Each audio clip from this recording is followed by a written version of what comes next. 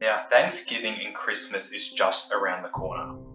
Millions of Americans are expected to pass through airports in what is expected to be the busiest period for airlines in recent years. If you're among those planning on flying during these times, expect long security lines, crowded airports, and jam-packed flights. The days of half-empty planes are long gone. As of November 7, bookings for Thanksgiving week were up 78% from last year, and even 3.2% up from pre-pandemic levels. In addition to the surge in numbers, prices have seen a considerable uptick from last year. Higher prices are contributing to higher fares, with the price of crude oil rising a staggering 66% this year. But don't expect a smooth journey, as airlines have been struck with operational meltdowns, which have forced delays and cancellations of thousands of flights recently.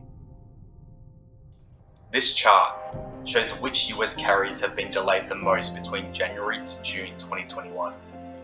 The best performing airlines, Endeavour Air and Hawaiian Airlines, are at the top of the list with the percentage of on-time arrivals in the 90% percentile.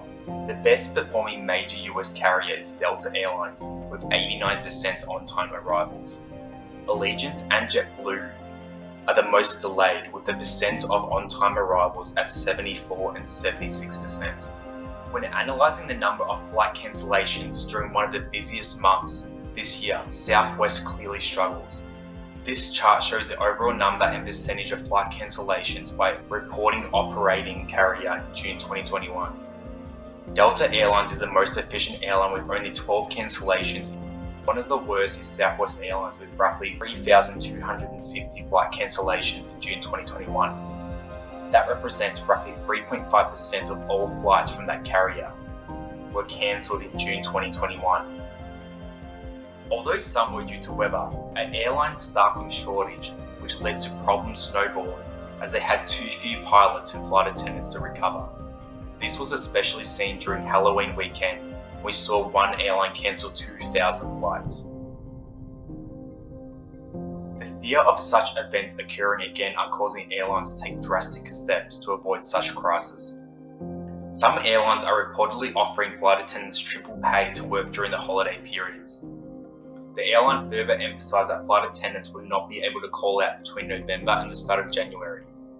A similar attempt is being made by Southwest Airlines. The airline cancelled more than 2,000 flights during Columbus Day weekend, which reportedly cost the carriers $75 million. Flight attendants, pilots, and other operations workers could receive up to 120,000 rapid reward points, which is valued at more than $1,400. Southwest Airlines had a difficult summer period of flying. The airline suffered from a worker shortage as demand started to pick up early 2021. What the company was not able to foresee was a higher rate of absent employees. Many elected not to return after a period of furlough, and the continued challenges related to COVID has stretched Southwest's workforce. This has resulted in 99,000 delayed arrivals over summer.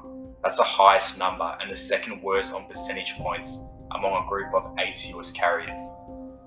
Southwest attempted to hire 5,200 new employees. As of now, roughly 1,500 have been hired.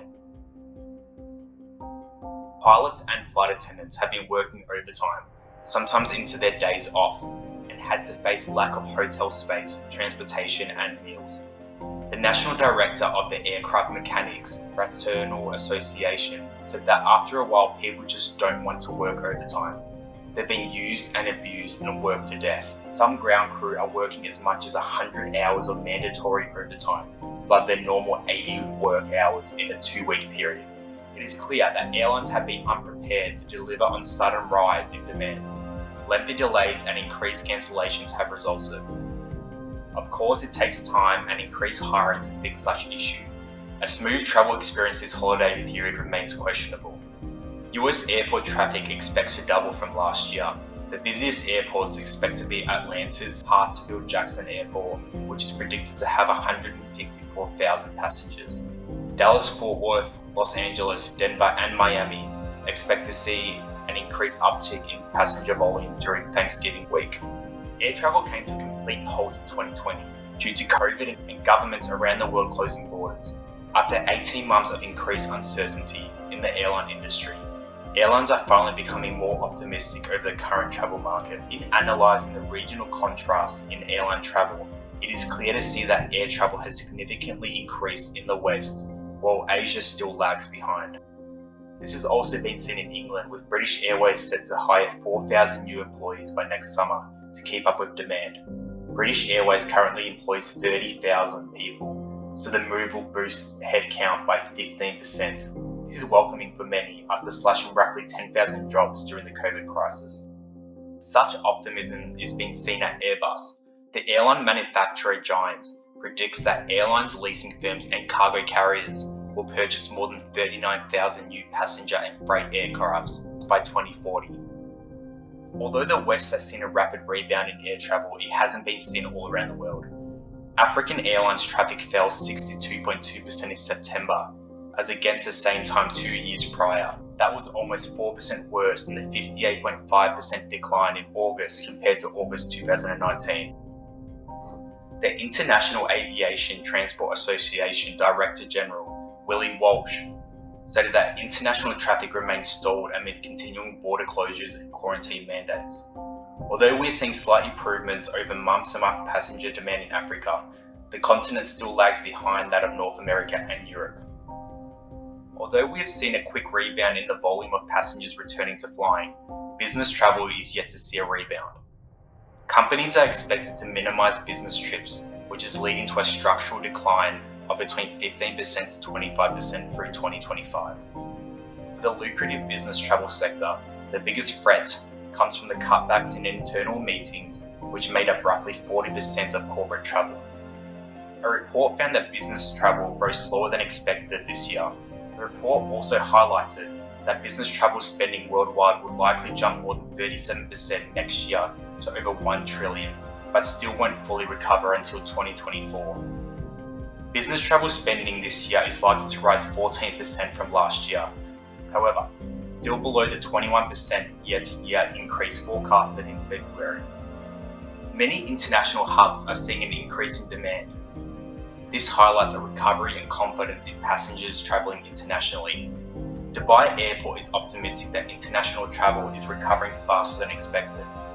Chief Executive Paul Griffiths told Reuters that 28 million passengers were now expected to pass through Dubai International Airport this year.